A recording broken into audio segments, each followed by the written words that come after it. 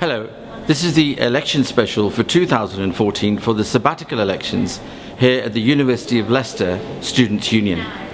We're very pleased at Leicester to be able to produce this programme and present to you the candidates that are standing in this election. Our hope has been to ensure that it's fair, so all the candidates have been invited to participate and most candidates did. All of the questions are going to be equal. Every one of them gets an opportunity to provide their answers, and ultimately at the end they can also present an aspect of their manifesto. Our role as LUST has been to produce an environment that is fair, that allows scrutiny because we are operating as broadcast journalists, and finally to create the kind of pressure that the media would provide anyone who's aspiring to go into public life. We are here to provide you with an environment to see that. We're not offering any opinions, that's your role. Now it's your choice for the elections, and we hope that you find it truly special.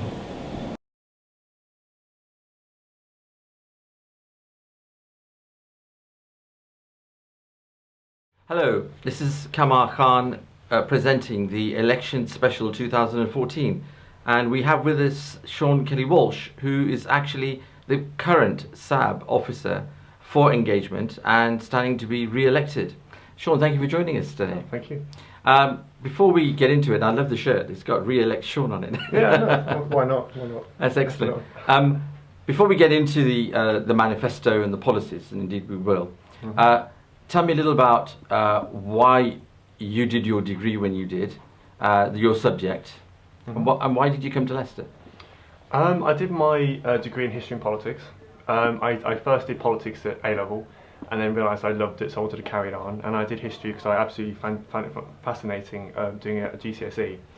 And yeah, I mean, the main reason I did the subject was just because I suppose I'm trying to think of a better way than just being quite loud and talkative. I used to be the one that used to be always debating or moaning or whatever people used to say. And as soon as I discovered politics, I thought of a way to do that.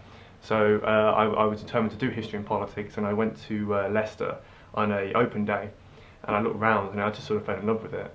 So being from Birmingham, it's quite a big campus, but I really quite like Leicester's small campus, and I heard about the amount of international people walking around, and I thought, well, it'd be a great experience, especially doing politics, really to sort of experience all the different, and understand and listen to all the people from all, you know, now I'm friends with a communist Turk and a Republican from America. Like, where else are you going to have that experience? So that's probably why I came. Right, and are there other members of your family that have done degrees? Is it a tradition? Yeah, most people say they're the first one to go to university, and unfortunately my parents took that away from me. But yeah, both my mum and dad went to university, and my dad was a lecturer, and they were always, you know, political, and my mum was always talking about something, whether it was persecuting some of the Irish in Birmingham, and all these different things. I grew up with a bit, but I suppose it wasn't really until I did politics that I started to understand really about some of the important issues. Yeah. And your sort of purpose for your degree in politics and history, is that around conviction, or is it around you want to work in that area? I think a mixture. I think it's really important, and I think it's a really important responsibility for people to understand the world they live in. And I think so. Not only am I really interested in a lot of the topics raised, and they're very similar history and politics, so you understand why the world is the way it is, and how it's working now.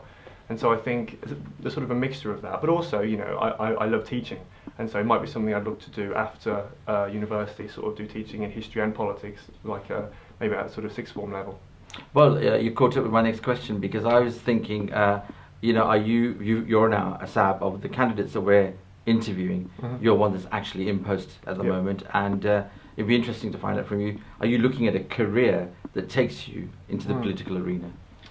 And I mean, I've always been interested in politics and teaching, and no matter what I do, it has to be involved, my job has to involve people, whether it's working in city council, whether it's becoming a teacher, whether it is in politics. I mean, I quite easily get a job in politics, I quite easily go into a job in teaching. It just has to involve people and sort of, and something like that, as opposed to an office job. But no, I've gained a lot of skills in this job to do with politics and sort of in that sort of area. So there's no reason I couldn't push that into another job, in a similar job. And sort of, what would you say then, as in your character, what's the one thing that you bring to this role? To my current role now?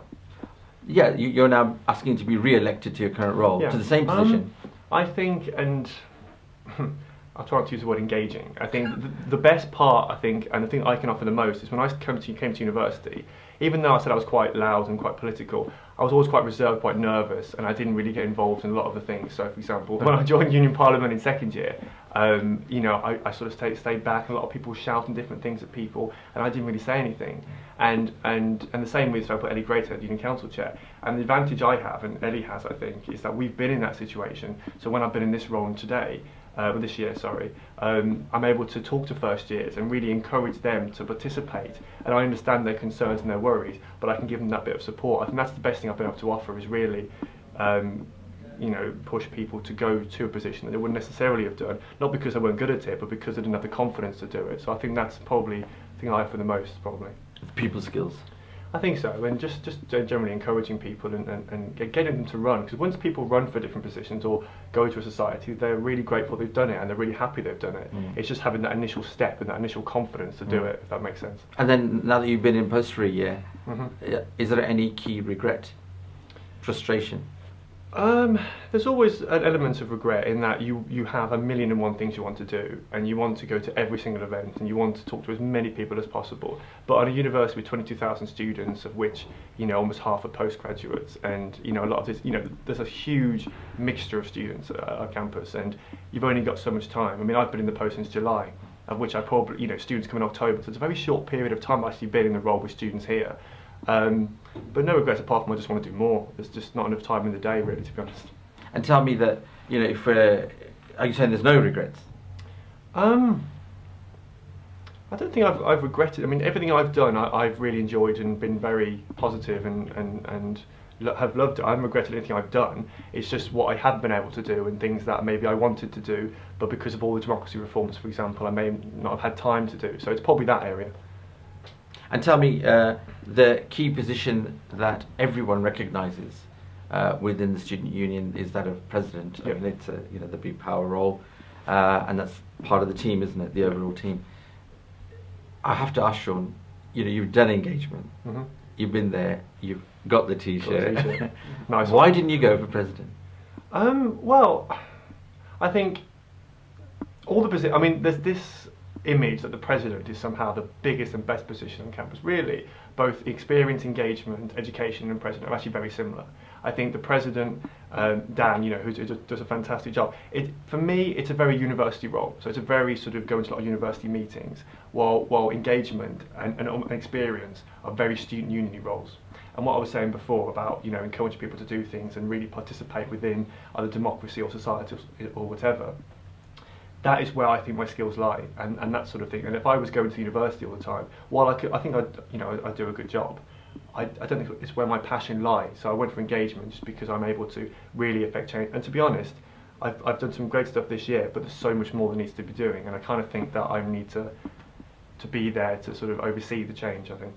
Sean, so that was a good sort of start to giving us a feel for what it is you believe in and where you're coming from.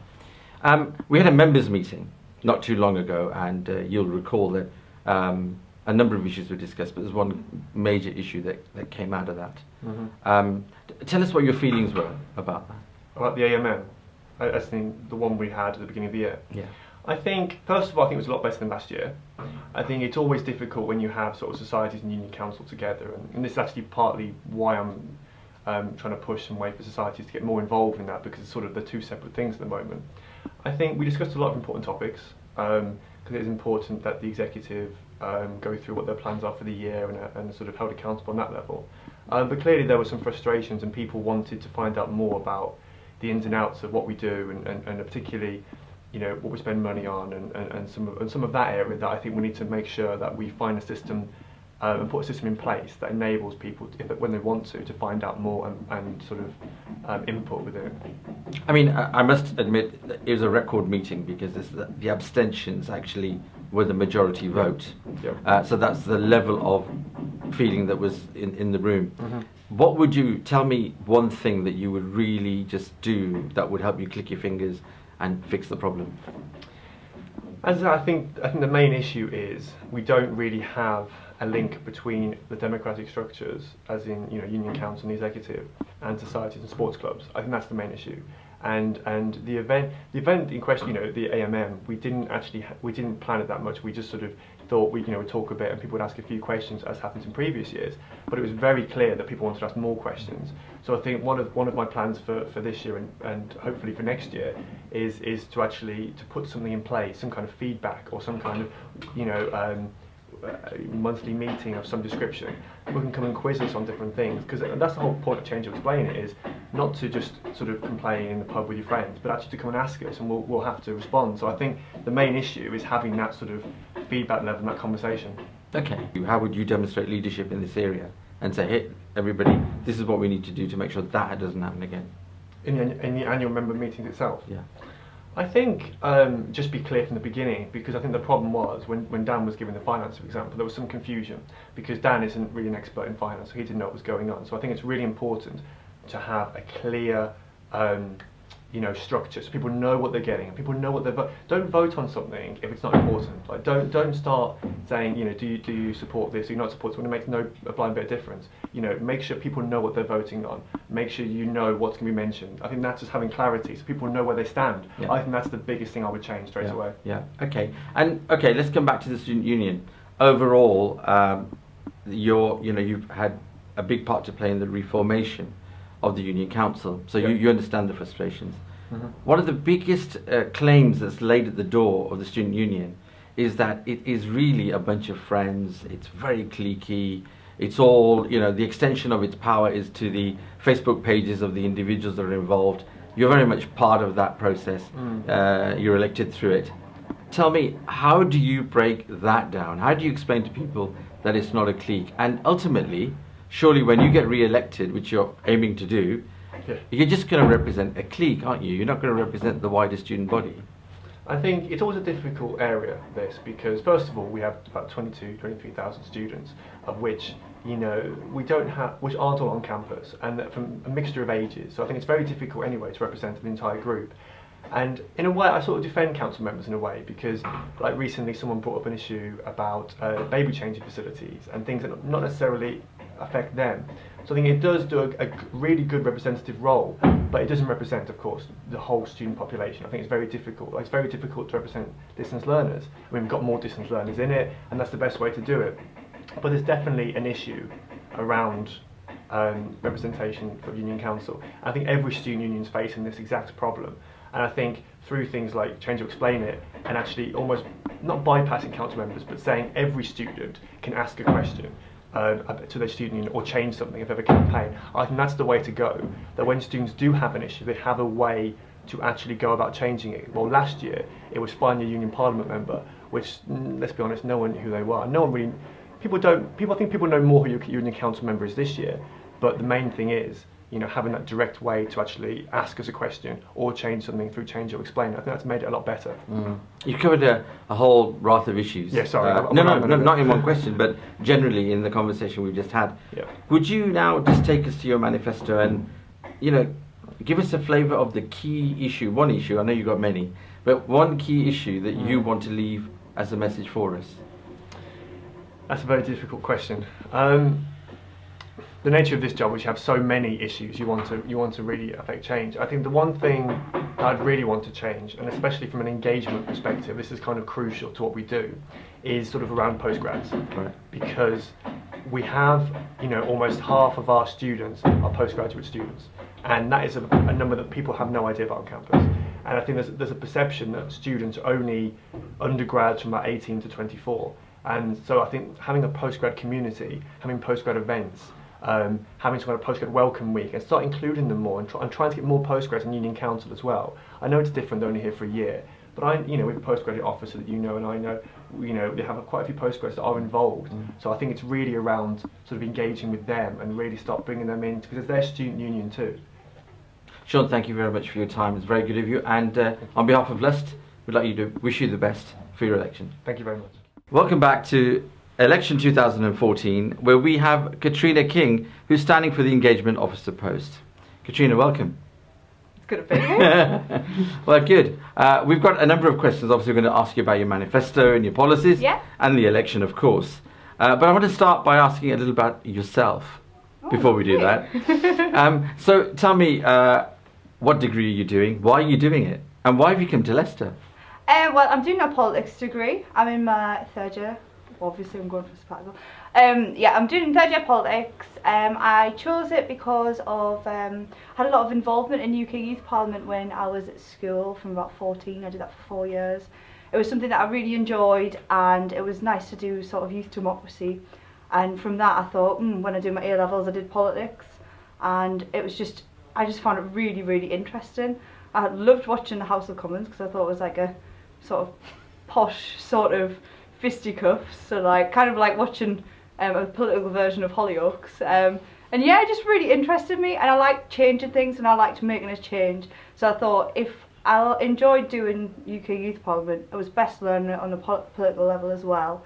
And then I decided to look at universities. Leicester was my favourite.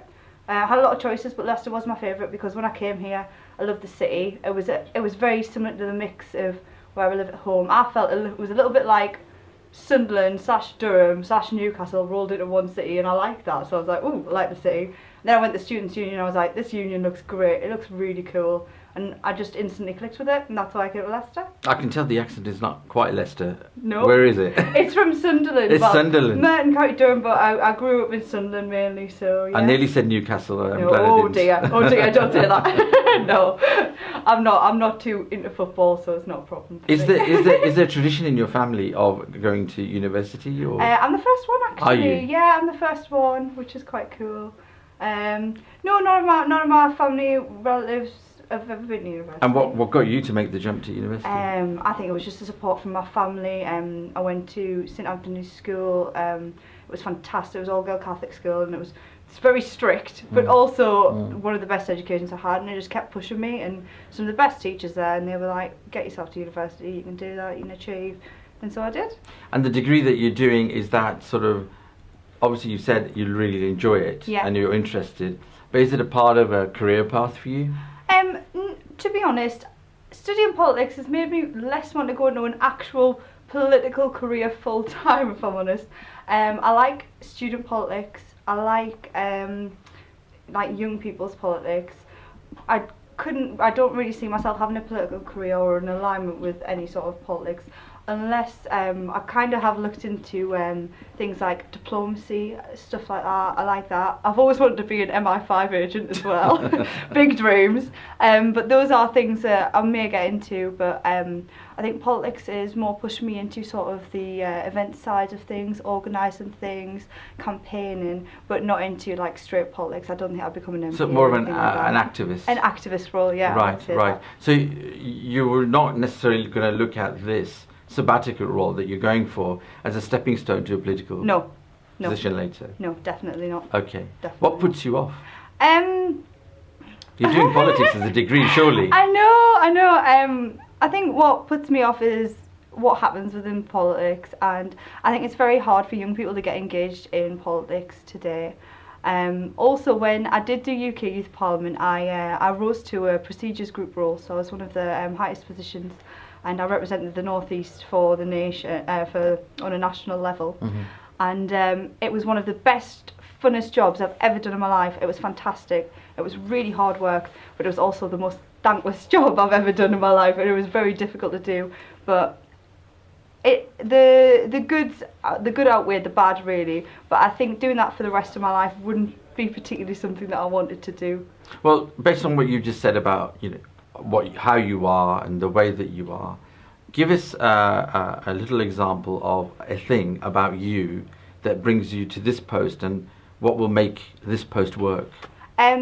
For me, I think this post is not what I want it to be now. I think I will develop the post to be what I want it to be. I think an engagement officer should be a role where you're an engaging person and you motivate people and you engage people and you are hands-on and you are talking to people all of the time. That's what an engagement officer should be.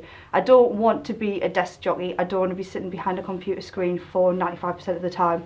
I want to be doing the important admin, organising stuff behind that PC screen, but as soon as I can get away from it, I want to be with people, I want to be talking to people, I want to be seeing their needs, I want to be trying to organise big activities and big campaigns and getting everybody involved together. But, okay, that's great.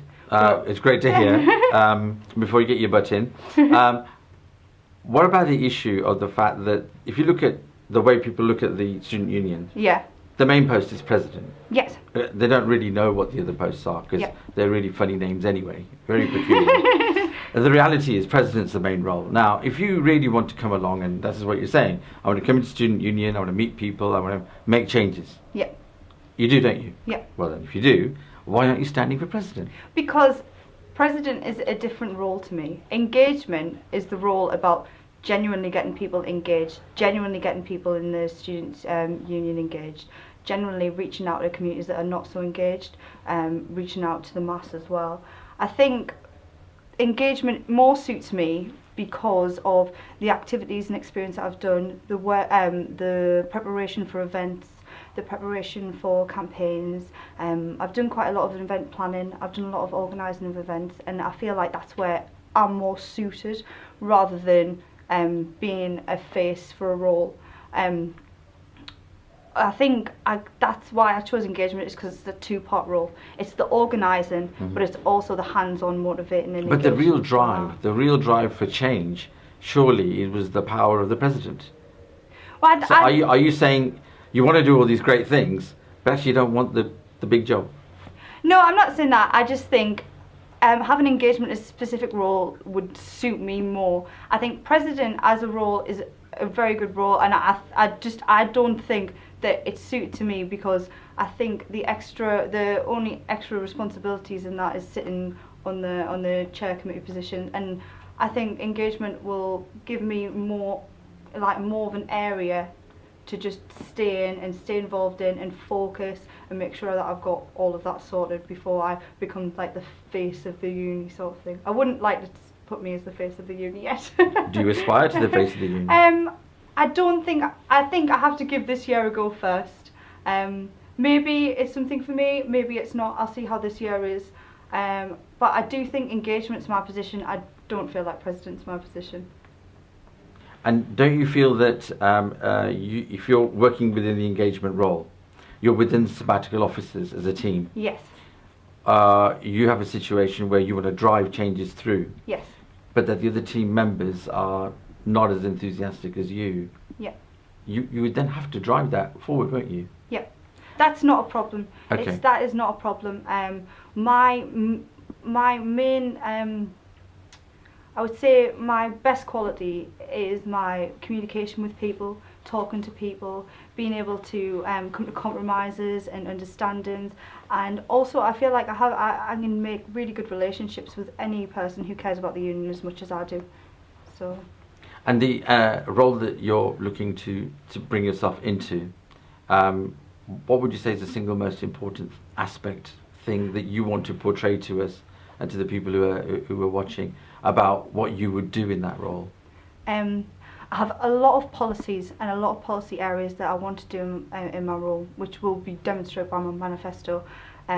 However, the first and most foremost thing is the question that arises as soon as the word engagement comes up, and that is, what is engagement? That needs to come across to students everywhere, because right now when I go around and when I did my research for this role, I spoke to students and I said, what's engagement? And they said, and I said, have you heard about engagement officers? Have you heard about sabbatical officers? And a lot of the times they did not have a clue. Now that's a problem. That shows that there isn't the extent of engagement that there should be. Yeah. And that's the first and most foremost thing that I want to do. Make sure everybody knows what engagement is. Make sure everybody's aware of the sabbatical officers, the sabbatical team, because there are so many resources and there's so many fantastic things that can be done in this role. And I don't feel like there can be done until people actually know what they are What and they're what doing. it is. Yeah. Okay, all right. Katrina, thank you. That's giving us a bit of a flavour for what you are and where you're coming from. Let me take you somewhere then for a minute. Let me take you to the last calendar year, just before Christmas. And there was the all members meeting that took place. Yeah. You'll recall that. No. You don't Didn't recall go it to at all? No. Do you know what came out of that? The decisions that came out of that meeting? No. Are you aware that the accounts were discussed, the budget? Yeah, I will be. I will be aware that the accounts were discussed. And at the budget, the frustration shown by the members was such that there was a vote taken, and when the vote was taken, the abstentions were the biggest vote in the room, so they all voted to abstain on the accounts. Right. Are you aware of the background of why they did that? No. The background was that they were frustrated at the way that the sabbatical officers and the executive presented the budget. Oh yes, I remember this. Do you remember now? Yeah, Dan told me about this. Yeah. So basically, it was presented, and everyone was frustrated, and then they just they abstained. and they just abstained, and they didn't like the way it was all done. I mean, what are your views about that? From what you're aware of it? First off, I'd just like to maybe point out that for the last 3 years, I would have considered myself as a disengaged student. I have had very little input into union politics, into student union politics. I've kept an eye on it, but I've had very little input into it. I think that's what makes me a different candidate. I think that's what makes me relatable. I've not been bogged down by union council or the frustrations within it. I'm looking very fresh-faced at it. I'm looking very new at it, and I'm very different in that. And I feel like that's what's going to make me relate to students and relate to different members of the union. However, I feel that what you're saying with the big abstentions, I think it's good that that happened. I think that all executive officers should be super accountable, completely accountable. They're in a huge position. They've gotten in that position by a very hard and trolling campaign. I must say it's the hardest job interview I've ever had. But they still should be completely accountable, and everything should be completely transparent, and that's all about democracy in the Students' Union. And why shouldn't it be? So let's take you now to a place where you're elected. Yes. You're now a sabbatical officer. You're on the executive. Yeah. You're sitting at an executive meeting, who are now planning the next all-member meeting. Yeah. What are you going to be doing at that point at the executive? What are you going to be saying? How do you want that all-members meeting to take place? First off, I would be researching and speaking to every single member of the union on a members basis, on a face-to-face basis, speaking to them individually, seeing how they feel about it, how would they like to go about it. You can never make everybody happy. However, what you can do is you can try and get the view from each person and try and make a compromise for it. That's what I would intend to do.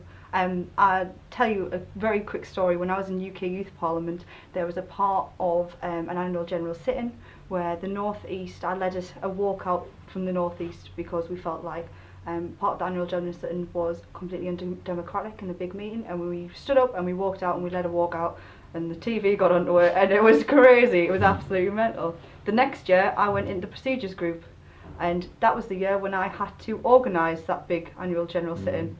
And what I had to do to make sure that nobody walked out, but I'd started that the year before. Yeah. And what I did is I went to the front of the stage and I stood and I did a very short speech saying, we understand if you might not be happy about these things, we understand, but here is the other outlets you can do to show that.